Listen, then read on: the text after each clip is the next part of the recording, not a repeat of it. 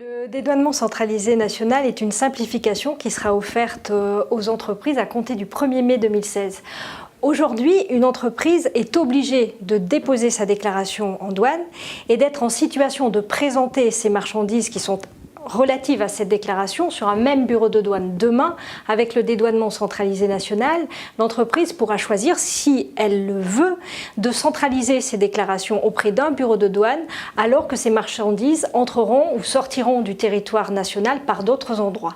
Le dédouanement centralisé national permet de positionner la douane dans son rôle d'acteur de la chaîne logistique, qui a parfaitement conscience des impératifs de l'entreprise, du fait que l'entreprise veut disposer de sa marchandise rapidement ou doit exporter sa marchandise rapidement. Donc tous ces impératifs de fluidité, de gain de temps sont des impératifs qui sont totalement intégrés et qui sont partie prenante du dédouanement centralisé national. Le dédouanement centralisé national repose sur deux éléments, deux socles fondamentaux.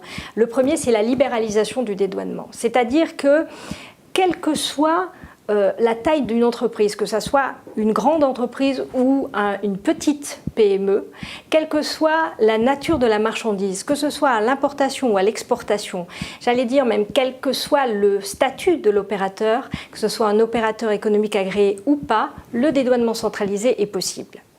Aujourd'hui, la procédure qui se rapproche le plus du dédouanement centralisé national, c'est la procédure de domiciliation unique qui, en comparaison du dédouanement centralisé national, est véritablement un ancêtre parce qu'elle est une procédure assez lourde qui est d'abord fondée sur une autorisation donnée par la douane. Une autorisation qui suppose qu'au préalable, il y ait un audit qui soit fait sur des critères qui sont contraignants. Demain, avec le dédouanement centralisé national, et il y aura beaucoup de souplesse, eh bien, on acceptera un schéma de dédouanement qui sera adapté à l'opérateur. La seule contrainte, c'est que finalement, son schéma d'approvisionnement logistique puisse coïncider avec l'opportunité, avec l'offre douanière qui lui est faite du dédouanement centralisé national. C'est-à-dire qu'il faudra au moins avoir deux points.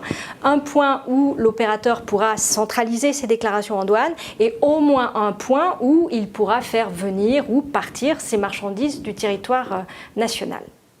L'autre socle du dédouanement centralisé national, c'est la dématérialisation. La proximité informatique remplace la proximité géographique. C'est-à-dire que le bureau de déclaration et l'entreprise n'ont pas besoin d'être proches l'une de l'autre. Simplement, il faut qu'ils puissent échanger des informations. D'abord, il faut que la déclaration puisse être déposée auprès du bureau de douane. Il faut que ce bureau de douane, s'il a besoin de demander des compléments auprès de l'entreprise qui devra en temps réel et à flux continu lui donner ces informations pour chaque opération de dédouanement qui s'impose le cas échéant. Donc c'est cette dématérialisation de l'information et du circuit et de la fluidité de l'information qui est très importante.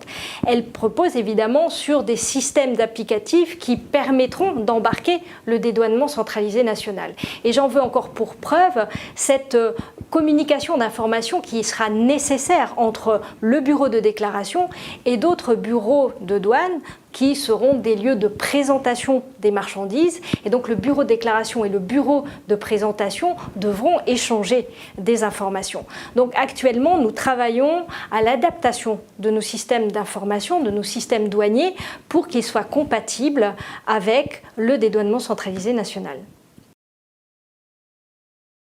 Au 1er mai 2016, un opérateur pourra demander un dédouanement centralisé national. S'il n'a aucune procédure, il la demande et on examinera son schéma de dédouanement et on lui donnera son dédouanement centralisé national. Il y a d'autres cas où il existe aujourd'hui des procédures. Tout à l'heure, on parlait de la procédure de domiciliation unique, qui est la plus proche du dédouanement centralisé national. Eh bien, ces procédures vont se transformer, évidemment avec l'accord de l'entreprise, en dédouanement centralisé national. Mais il n'y aura pas de grand soir, ça ne sera pas une bascule automatique, ça sera une montée en charge progressive, une transformation qui se fera au gré de l'acceptabilité, de la soutenabilité de cette transformation pour un opérateur et pour les services douaniers. Réussir le dédouanement centralisé national est un véritable défi pour la douane parce que c'est en fidélisant, en ancrant le dédouanement au niveau national que l'on va pouvoir avoir un dédouanement centralisé communautaire qui viendra dans un horizon 2020 quand les systèmes d'information européens seront mis en place, qui sera efficace et bien rodé.